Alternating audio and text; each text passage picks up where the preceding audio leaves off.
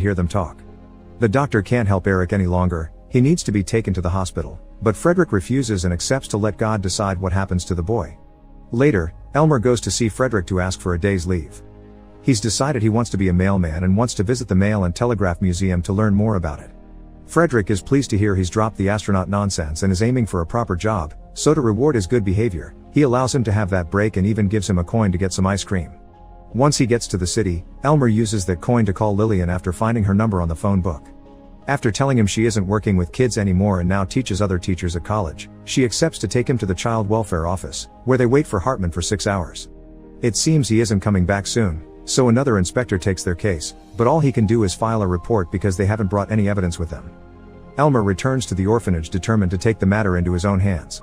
Toger and his friends are also trying to plan something to help Eric, but Elmer tells them to wait for him outside while he visits Axel.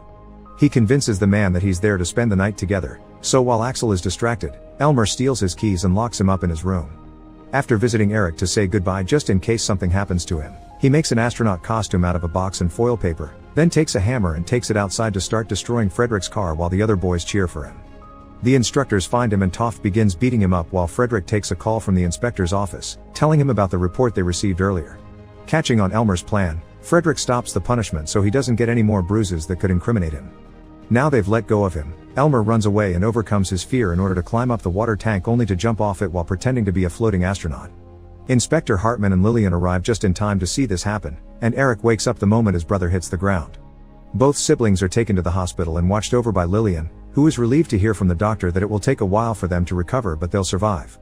Many days later, when they're feeling better, Lillian takes Elmer to the orphanage, where he asks Frederick for his and Eric's eternity notes. Since the inspectors are there doing a thorough investigation, Frederick has no choice but to give Elmer the